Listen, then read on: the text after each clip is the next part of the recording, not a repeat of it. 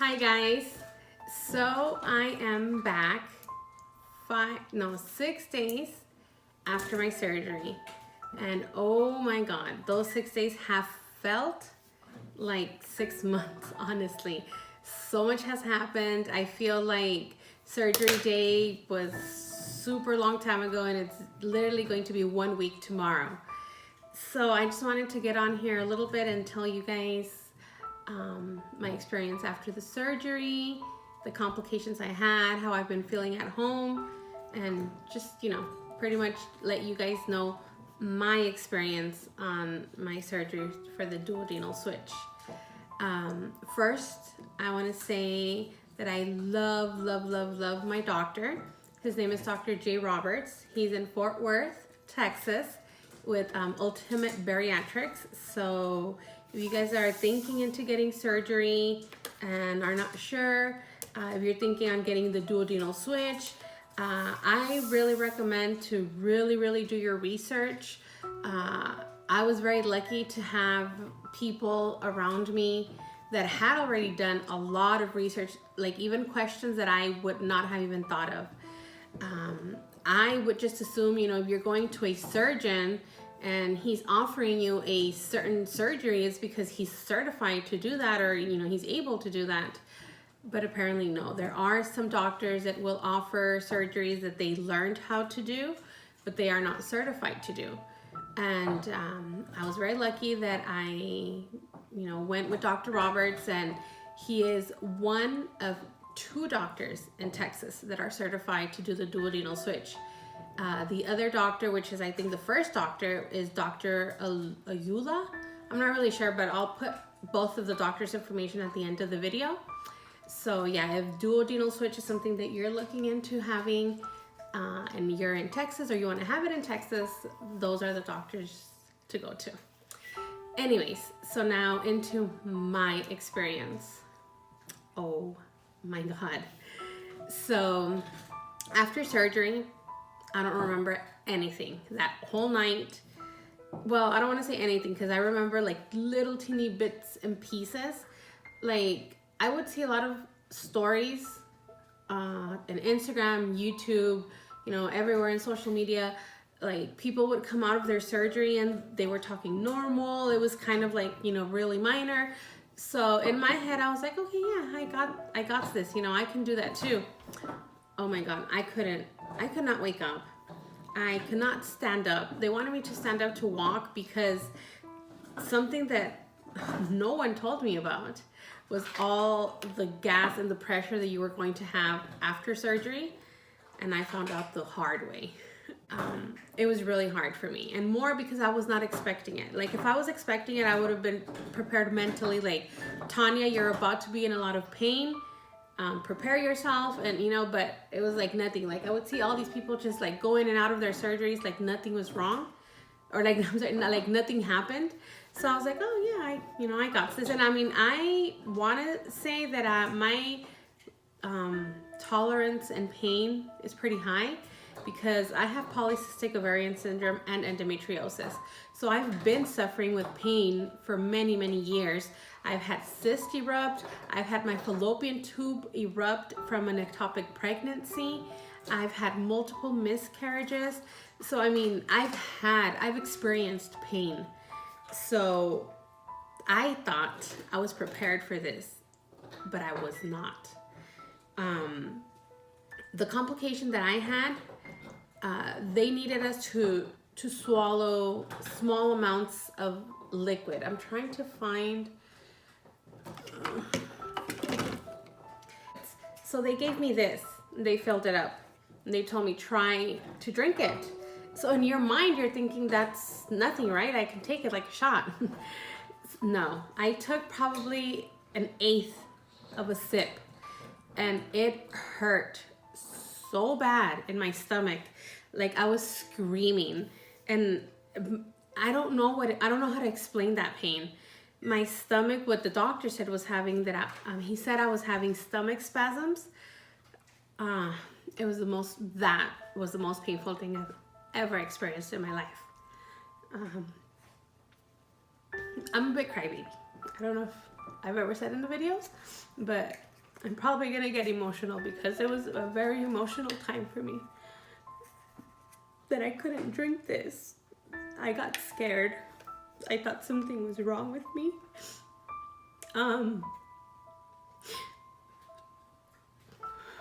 The nurse needed me to get up and walk. So I was like, okay, if they need me to get up, it's because I'm supposed to be able to get up. But I was in so much pain, like I physically could not hold myself up.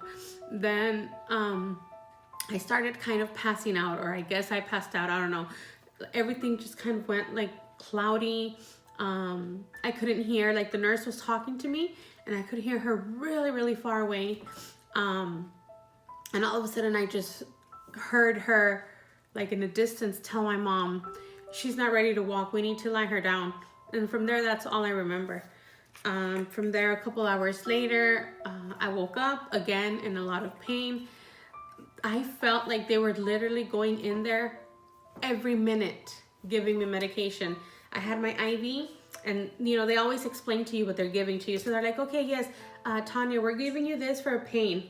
And like, I felt like it was not even 2-3 minutes and I was still in pain. So they're like, okay, now we're going to alternate and we're going to give this for pain. And they would give me something else and I was still in pain. So then they gave me a liquid pain medication. They're like, okay, now take that. So I was every time getting more and more scared because I'm like, why is my pain not going away after all of this pain medicine and narcotics they're giving me?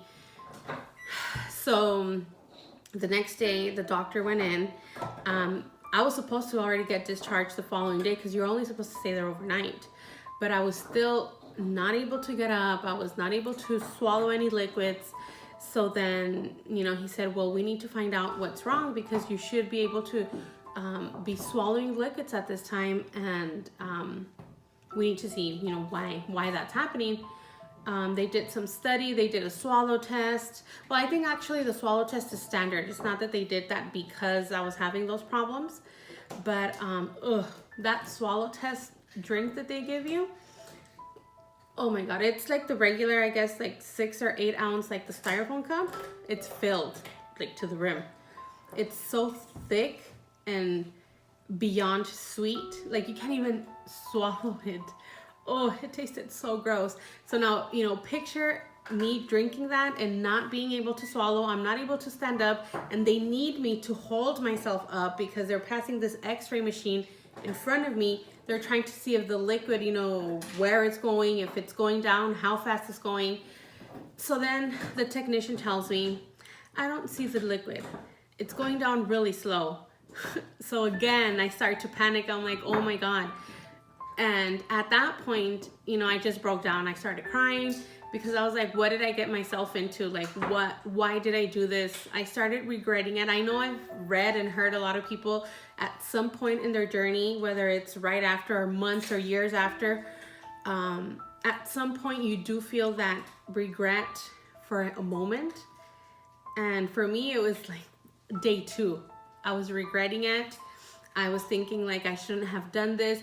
I could see how worried my parents, my family were, that it hurt me to see their faces because I was like, I'm putting them through this. I should not have done this. And my faith is really strong. My faith is what gets me through everything.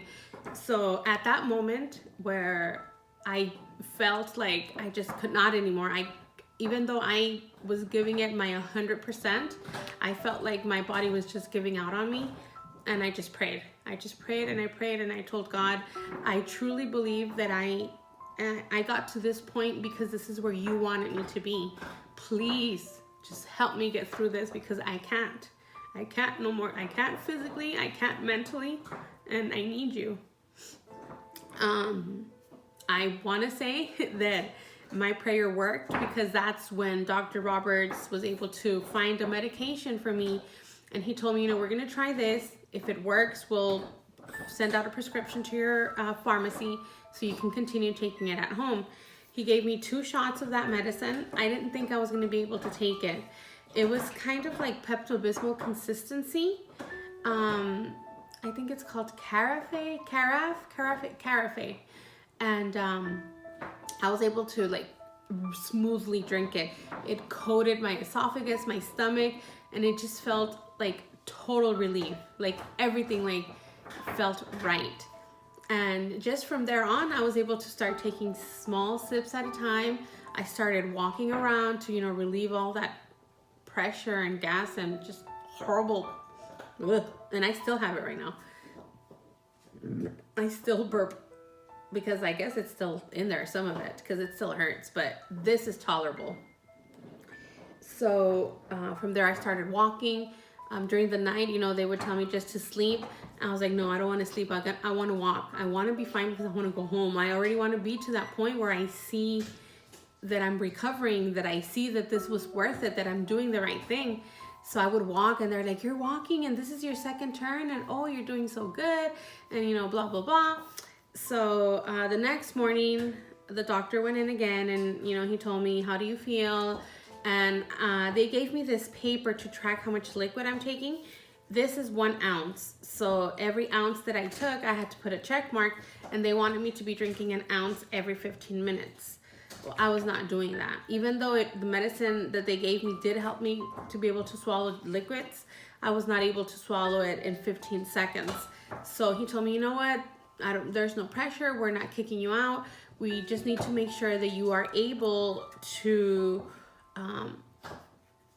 keep hydrated, because they're like, if you don't keep hydrated here in the hospital, that you're connected to an IV, you're not going to stay hydrated at home. So then I told myself, you need to drink this, like you need to do it because you want to go home. So again, I was like, okay, I'm just gonna sit here, and I'm literally gonna have my bottle of water, and I'm gonna time it, and every 15 minutes. And I did it, and just everything started getting easier and easier. Finally, I was able to come home on, I believe it was day 3, I think. I was able to come home. That was another struggle because I live on the 2nd floor, and my stairs are not like a normal, 8 to 10 stairs going up or down. It's like a long, like double stairway or stairwell, however you say that. So that took a while coming upstairs. And from there, I still experience pain from time to time. Certain things that I do, or I wasn't walking that much at the beginning, so I would still have all that pressure or gas. I don't know what it is, gas, air, oxygen, whatever it is that was in there. It was hurting. So I was like, okay, well, I need to walk more, and I need to drink more. The first day, I didn't drink as much water. The second day, I was like, okay, Tanya, you need to do this. You wanted to do this. You need to drink water. So I drank 1 of these. It took me almost a whole day to drink 1 of these, but that was an accomplishment. So then day 2, I was like, all right, now you're going to drink 2 of these.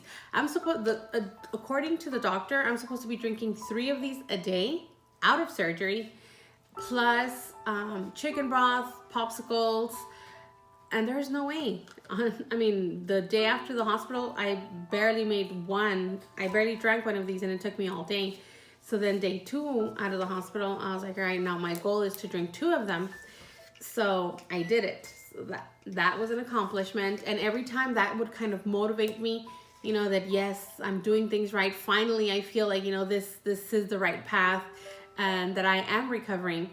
And today is day 3, and I had 2 of these, 1 of these, and on 2 separate occasions, 1 cup of broth each. So in total, 2 cups of broth. So, I've had more than enough liquids for today. I'm still going to try to drink 1 of these, maybe half of it, because I haven't had coffee in such a long time. So finally today I decided to buy some decaf coffee, and I'm gonna have a small cup right now, but I still want to have at least half of this because this is protein, so I need my protein. But yeah, that was pretty much, I'm trying to remember everything, and I'm trying not to make it too long. So that's pretty much my experience. Now, I would not have been able to do this on my own. I have my husband, who I adore him to death, and he would freaking go to the moon and back for me if needed. But I think having all of my family here was a great impact on how fast I healed as well, because I wanted them to make sure that by the time they left, they saw that I was okay. I didn't want them to leave worried. I never wanted to worry them. I had such a great, support group, support team. My husband, my parents, my sister, my grandmother, the nurses, the doctors, just everyone was encouraging me. They believed in me. Everyone on my social media, my Instagram community, people on YouTube, people at work. So I mean, everyone, I just had love left and right, and it felt good. I'm excited for what's next to come. Right now I'm still on a clear liquid diet. I'm so over it. I'm hungry, and I want to eat. I have my first follow-up appointment tomorrow. So hopefully everything goes well and the doctor lets me go to phase 2, which I believe is puree food. I'm not sure though, but right now any type of food I'll take, because I love soups, but I'm just up to here with broths and this. A lot of people ask me about this. I didn't know it was hard to find, because I mean, I go to Sam's and they have like the big 18 packs just everywhere. So to me, I didn't think it was hard to find, but I've actually gotten a lot of questions on Instagram. I never really drank sugary drinks, whether it was soda, those sweet teas, like nothing. I've always actually just drank water. Even though it has 0 grams of sugar, it is so sweet. But after drinking it already for 3 weeks, I'm over it. I'm done. I don't want to drink this ever again when I don't have to. I'm just over it. I went to Ross today and I saw this mug. Is it clear? It says, "She believed she could, so she did." Oh my goodness. I got it. I got teary-eyed. I was like, that's me. I believed that I could do this and I did it. So I mean, I just had to buy it, right? It was just like meant to be. So this is a perfect way to end my video. Here's to me and to everyone out there that's doing this journey, because it is not easy. If anybody says that this weight loss surgery is the easy way out, they don't know what they're talking about. This is the hardest thing I've ever had to do in my life. So don't ever let anyone tell you that this is easy, because it's not easy. Okay? Cheers. Bye.